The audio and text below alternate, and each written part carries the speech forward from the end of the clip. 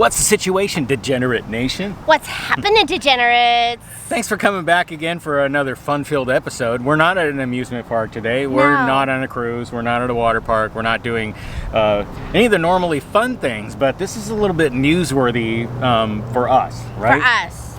It'll make my life easier, I think. We'll see in the future. So we're standing at a shopping center called Crossroads Shopping Center. It's right by Disneyland. It's a 33-acre parcel, so a really good chunk of land in Central Florida. Next to Disney. Right next to Disney. And if you've been in Central Florida anytime in the past 4 years, you know that the I-4, our main highway that goes all the way from Tampa to Daytona Beach, is under heavy construction. Not fun. I mean, if you've seen any of those compilation crash videos, you've probably seen a FedEx truck wipe out on a freeway. That freeway was at Michigan Avenue on I-4 through all the curves. And so they're straightening it. They're improving off and on stuff. I think it's going to be up to 8 lanes each direction in some places. It's going to be nice. It's a massive undertaking. When it's done. So it'll also improve the Disney area quite a bit for access in and out. If you've driven on I-4 and tried to get off at Disney and commute around the Disney area, you know that it's pretty congested in non-pandemic times. Even right now, I'd say it's not without congestion. No, it's I-4. It's a shit show.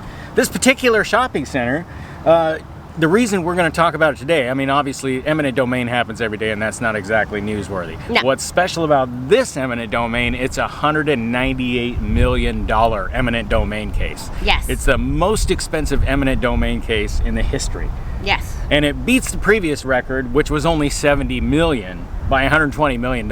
So Florida is heavily invested in the Disney area and wants to continue to make it a pleasant place to visit. So Crossroads Shopping Center, you gotta go. Bye-bye. And we have memories here. We met Brian and Deb from Dancer Quest, one of our fellow buds, cruise channels, here for lunch one day. At the Chevys. We've stopped and ate here a couple times, this and that. But it's right off the freeway. It goes from probably hear basically, freeway noise. Yeah, when you're driving down I-4, you'll notice it right as you hit. There's a golf course that you may not notice. Then there's a Hooters that kind of stands out all the way from there until the 525. Yeah. Is it 525? It's Buena Vista Boulevard. Yeah. Yeah. It's a really long stretch, kind of a triangular piece of property, and Disney originally actually owned this, so I'm not exactly sure. I don't have the history on how that ended up being a piece of private property. Disney started this shopping center. Yeah. So massive eminent domain, big time payout. Here we are in the middle of a pandemic, and we're moving forward with making tourism in Orlando better for everybody. And kudos to Goodings, that was the supermarket that was here. They walked away with a cool $148 million. Plus $10 million for their attorney fees. And once that was settled, they said, bye-bye. And if you look in front of the store, ain't nobody there. They said, nope. Touching, we're out. They probably had closed earlier due to the pandemic. A lot of these places in the shopping center have been hit really hard. They've had to close and then reopen if they could. Some places have just closed and not reopened. So that's part of the problem, and I think that was a final incentive to get some negotiations going and get this deal done. Yeah, definitely the pandemic is not without toll here in Florida. No. I would say we're fairly progressive as far as the amount of things that you can still do in Florida compared to some other states, but we talked to the guy in Icon Park a couple of weeks ago that was selling flip-flops, one of those touristy stores near the Orlando Eye, and he said, it's not killing him that everybody in Orlando, that the people are coming to Orlando, but what's really killing him is the international travel, because those people come with a budget.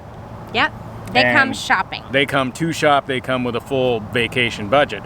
Us Floridians, we don't go out like that. No. When we go to Disney, we're kind of in and out in a few hours, and we don't part with a bankroll to get it done. Exactly. And so that's the part that's hurting a lot of these businesses built on tourism in Florida. So if you're out and about, spend a little bit of the moolah. Don't get to bring your money to Orlando. Yes.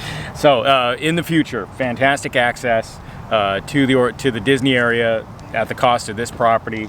Most of the businesses in here are chain businesses for the most part. They're conglomerates. So they'll figure out another place to be, hopefully, and it'll just be that much more cool to be able to get off I-4 and to Disney without having to be in traffic too much more. Right to the front door. Cool. Hey, can you do me a favor? Like, subscribe. That would be great. We're a travel channel in the middle of a pandemic, so I'll take all the help we can get. Yeah, we can't travel. We're trying. We travel from the house to the grocery store. Yeah. This sucks. So, thanks guys for watching. Have a great day. Celebrate the day.